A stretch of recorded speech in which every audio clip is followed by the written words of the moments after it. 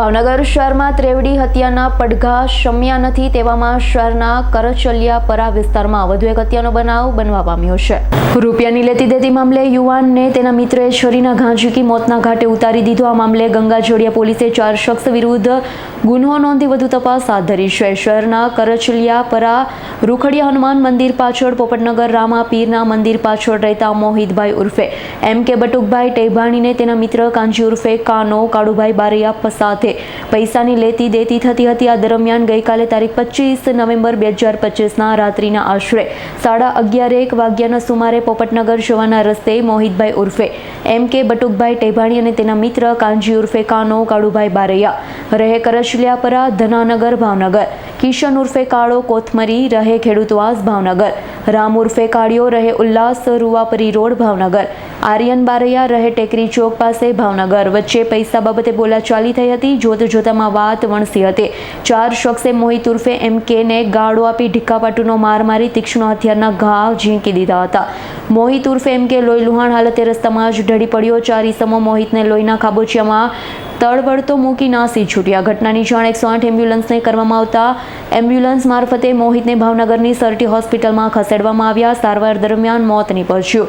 બનાવ સંદર્ભે મૃતકના કાકા મહેશભાઈ બટુકભાઈ ટેભાણીએ 4 શખ્સ વિરુદ્ધ ગંગાજળિયા પોલીસ મથકમાં ફરિયાદ નોંધાવતા પોલીસે વધુ તપાસ હાથ ધરી છે। ગંગાજળિયા પોલીસ સ્ટેશનના કરચલિયાપરાનો આ બનાવ છે, જેમાં મેરલી માતાના મંદિરની આગળનો જે આ બનાવ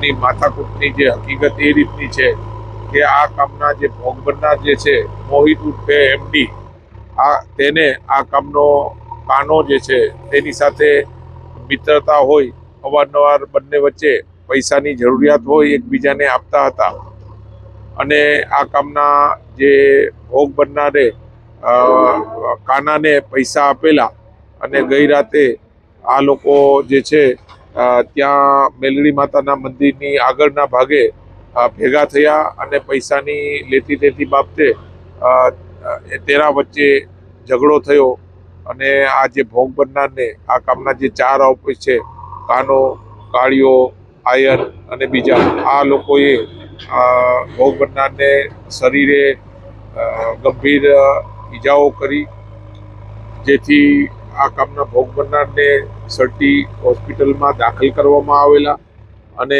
સારવાર દરમિયાન તેનું મૃત્યુ થતાં ગંગાજળિયા પોલીસ સ્ટેશનમાં ખૂનનો ગુનો દાખલ કરવામાં આવેલો છે અને આ કામે ટીમ બનાવી અને 2 જે આરોપીઓ જે છે તેને હાલમાં હસ્તગત કરવામાં આવેલા છે। Thank you.